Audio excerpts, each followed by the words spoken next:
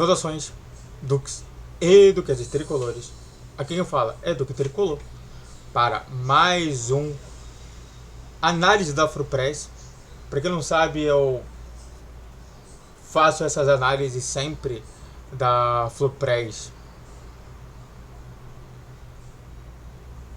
quando surge uma nova FluPress, né? E de fato eu sempre gosto de ver também até a opinião do Dedé Moreira ou do Gustavo Albuquerque, que são os dois que trabalham nisso. A gente vai analisando se é uma realidade, se é não, se realmente a gente poderia ali ajustar. Eu mudei de opinião justamente através de uma análise da FluPress e não me envergonho sobre isso. Eu só me envergonharia justamente de ver a informação, a opinião, e essa opinião ser verdadeira e eu não se ajustar nisso. Então se inscreva no canal, faça o triplo C que curte, comente, compartilhe. Redes sociais, inscreva no vídeo, vídeo dia 10, 12, 20 horas. Pix a tela se quiser me ajudar. É que eu quero tentar fazer o mais rápido possível. E também, YouTube Live é toda segunda, quarta e sexta, às 6 horas da noite. E aqui na descrição você tem dois abastinados, um sobre a SAF e outro sobre o Voto Online. E também já falei aqui do Pix, mas eu também vou falar que esse meio mês você vai mandar patrocínio. Quer que eu fale sobre o seu produto no canal? Só mandar duquetricolor@gmail.com, tá bom? Vamos nessa. Bom, surgiu justamente na página do X, né, do Fluminense, do Dedé Moreira, e vamos ver justamente, né, através do Netflow. FluPress, estereótipos. Foi dia 14/3, eu tô fazendo esse vídeo dia 16/3, antes do jogo contra o Flamengo. Vamos ver ele. Do Dedé Moreira e o Gustavo Albuquerque, pra quem não sabe. Covarde, retranqueiro, ultrapassado. Ele falou de estereótipos e ele já começou justamente com 3 estereótipos. Não foram poucos os rótulos que Mano assumiu. Eu, que não gosto deles, preferi esperar e ver como seria o Mano do Fluminense. Vamos pontuar aqui uma coisa importantíssima. Até acho que final do ano passado, a gente não pôde definir realmente como que é o Mano o Fluminense do Mano Menezes, né? Porque, de fato, ele veio justamente com um incêndio enorme aqui. Ele não pode nem trabalhar direito alguns aspectos que ele poderia ter trabalhado. Então, é importante ver sobre a situação da palavra preferir esperar. Eu gostei dessa palavra, dessa parte aqui, ó, dessa oração, né? Só para quem não sabe, né? Você tem normalmente a oração, aí tem a segunda oração e tem a terceira oração, né? Porque elas são divididas entre vírgulas. Então a gente tem que saber sobre isso, a gente tem que saber analisar um texto a partir disso. Mas é muito importante a gente observar isso. Achei muito bom alguns times que o Mano treinou, outros não. Mas cada trabalho é um trabalho e a gente precisa analisar o presente, sem prender achismos ou preconceitos. Só para considerar aqui, um trabalho muito bom foi justamente no Internacional, em que o Internacional, para mim, não tinha nenhuma chance de estar na segunda colocação do Campeonato Brasileiro. E esteve, e só não foi campeão porque não conseguiu fazer um gol de tão competente que o Inter foi e de um fraco Corinthians que estava. E que era para ter sido o Internacional como campeão de Mano Menezes. E no outro, péssimo, falando sobre o Corinthians, né? Péssimo o Mano no Corinthians. Tanto que realmente nem chegou próximo a ter uma visibilidade, até mesmo sul-americano, qualquer coisa assim. Então, é completamente diferente. O Mano do Corinthians é horroroso, o Mano do Internacional é maravilhoso. Mas eu gostei. Não, o Mano do Fluminense não é covarde, não é retranqueiro e não é ultrapassado. Tá, vamos ver o que ele vai falar. O Fluminense é o time que se utiliza de uma forma de jogar agredindo seu adversário, muitas vezes no ataque, com ataques diretos e em velocidade. É diferente, né, do Fernando Diniz, você não tinha tanta velocidade, até porque você tinha muita gente velha. Então, isso é importante comentar. Se a gente comparar o Fluminense de Fernando Diniz, que era um Fluminense que tocava 1000 vezes na bola e não fazia o gol, e o Fluminense de Mano Menezes, que toca poucas vezes na bola e tenta fazer o gol, é isso que eu vejo. Então, é muito importante essa pontuação do Dé Moreira nessa parte. Algo que entre 10 melhores times do mundo fazem. Exatamente isso, né? O que a gente vê, só para a gente pegar aqui o Real Madrid, o Barcelona, o Bayern de Munique, o Internacional de Milão, o Juventus, o Liverpool, o Manchester City. Eu poderia falar os 10 maiores assim, o Barcelona e por aí vai. Todos esses realmente fazem isso. Então, eu só estou mostrando somente sobre o que ele está falando e ver se configura na realidade. E até agora, nada que realmente não se configure sobre isso. No momento defensivo, por exemplo, a marcação é bem mais adiantada do que o seu antecessor, Fernando Diniz, que preferia o seu time em bloco mais baixo. Muito por conta, né, justamente dos jogadores que estavam lá, né?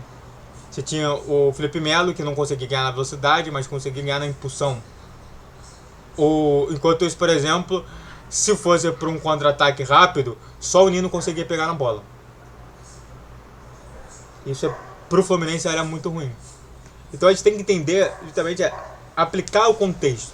O contexto do Mano hoje é ter na zaga Thiago Silva, que normalmente consegue chegar no adversário, e Freitas, o Ignacio, que também consegue chegar no adversário. Enquanto isso, do outro lado, você tinha o Fernando Diniz com o Nino, que consegue chegar no adversário, e o Felipe Melo, que não consegue chegar no adversário em diversos momentos. Então é uma diferença ali. E novamente, mas isso daí não nega que ele preferia bloco mais baixo. Ele diversas vezes ele teve jogadores com possibilidade de ele manter o time mais à frente e ele não fazia isso. Tá? Como o São Paulo, por exemplo. O Flu de Diniz, tido como treinador ofensivo, marcava sim mais baixo que o Flu do Mano de uma forma geral. De fato, isso é verídico. E aqui não se trata de um estar certo e o outro errado. Cada um tenta resolver os problemas do jogo à sua maneira. Exatamente isso. Exatamente isso. A única coisa que a gente pode falar aqui, isso é importante falar assim. Existe um termo nos jogos eletrônicos. Eu adoro jogos eletrônicos, eu gosto de jogar, novamente. Aqui, só para você ter uma olhada aqui, aqui eu tenho a Epic, eu tenho o LoL, que é justamente aqui junto com o próprio Riot Client, eu tenho a Steam, eu tenho a Battle.net. Então, eu gosto muito de jogo. A situação é a seguinte, não é tratar de estar errado ou estar certo, mas é tratar justamente do meta atual. O que o meta atual está sugerindo. E hoje, por cada vez mais um jogo ser mais ofensivo e mais rápido, de fato o meta atual está muito mais pro Mano Menezes do que o Fernando Diniz. Então, não é que esteja errado os dois. Existem vários times aí que conseguem jogar no meta antigo, de uma posse de bola mais cadenciada e mais trabalhada, com um bloco abaixo e tudo mais, e que conseguem ganhar títulos. Um exemplo disso é que mesmo com um meta tão rápido, o Chelsea foi campeão do UEFA Champions League lá atrás contra o Barcelona, que jogava rápido demais. Então é a diferença sobre isso, tá? Então é bem importante sobre isso. Diniz recuava o time para proteger na última linha sem condições de defender espaço nas costas. E na retomada o time está próximo para começar a fase de construção, a melhor parte do seu trabalho. Exatamente. Nada que realmente possa aumentar aqui. Já Mano opta por um modelo de mais agressividade para roubar e sair em transição. a melhor parte do seu trabalho. Exatamente. Que é o que a gente está vendo sempre. Alguns gols que aconteceram ali. O futebol não tem fórmulas prontas, como falei para vocês sobre o método. Por isso, eu sou a favor de a gente analisar o jogo. E o primeiro Fla-Flu das finais não mostrou um Flu acovardado. Eu também achei. Eu vou falar uma coisa pra você. Eu falei isso no meu pós-jogo. Vou até mostrar aqui. Se a gente consegue achar o...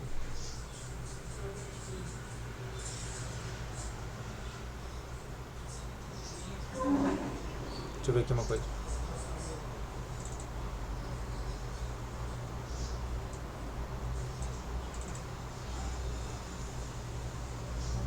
Não. Tá, não.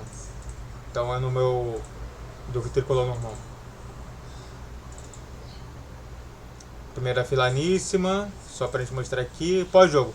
Placar justo. Eu escrevi exatamente essa frase aqui, ó.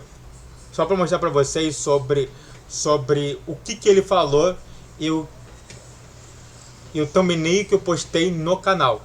Isso é importante a gente observar para ver a realidade, tá? Eu postei isso aqui, ó. Placar justo.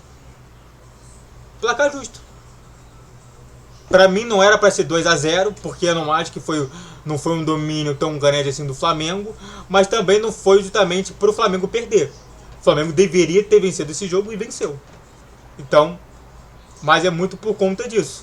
Por quê? Porque o Flu não jogou de maneira acovardada. Gostei, muito bem. Muito pelo contrário.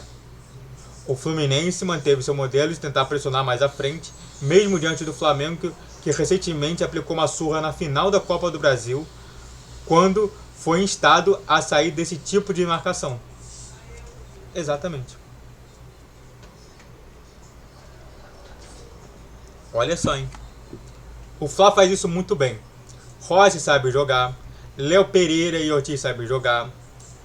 Pulgar e De La Cruz sabem jogar. O Wesley tem mobilidade pro arraste. E Gerson, além de saber ocupar o espaço nas costas do lateral que sobe, consegue segurar a marcação, girar, porque é forte e muito habilidoso. Nada que realmente eu preciso comentar aqui sobre os fatos.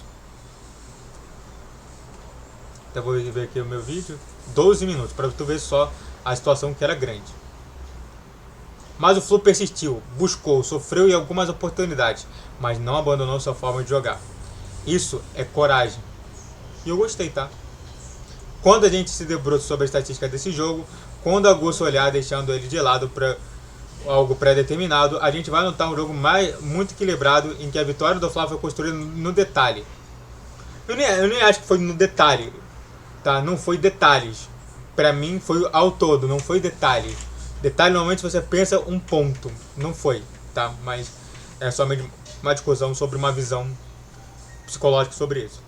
Uma bola muito difícil, mas defensável, que o espetacular Fábio não pegou.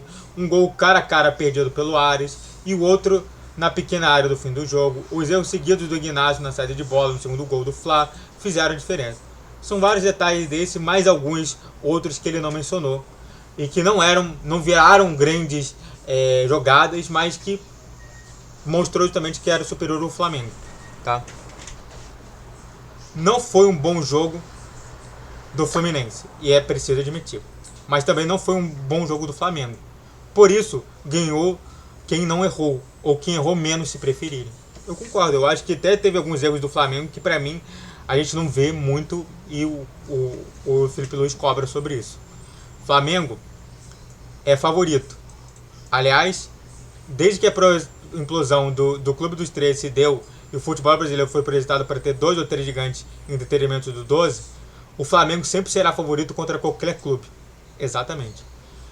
2-3 é justamente o Flamengo, o Palmeiras e o Atlético Mineiro, tá? Que é sempre esse.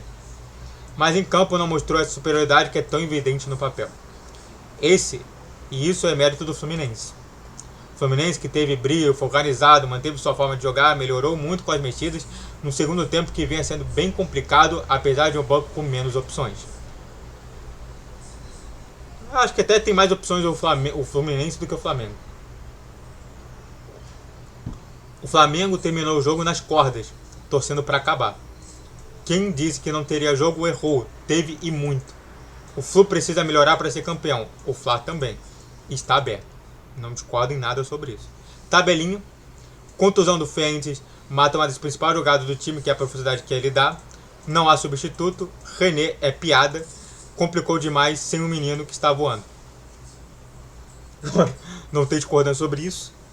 Flu investiu muito dinheiro em contratações do meio de 2024 para cá, mas a sensação ainda é que o time continua com carências graves na zaga, meio, centroavante e atacante decisivo. E que muitas das vezes é colocado um cara da base aleatória. Deveria ter continuado com eles.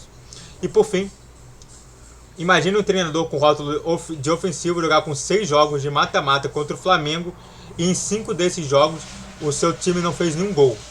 Aconteceu recentemente no Fluminense, mas ninguém falou um ai sobre a covardia e a falta de coragem. Que é o fato do Fernando Diniz, tá bom? E é isso. Muito obrigado a todos que assistiram, eu fico por aqui. Eu sei que foi um vídeo mais longo, mas é um vídeo que eu queria fazer. Se inscreva no canal, faça o triplo C que é curte, comente, compartilhe. Redes sociais que de vídeo, vídeo de 10, 12 e 20 horas. Pix na tela. Saudações tricolores. Até a próxima. Valeu, guerreiro tricolor.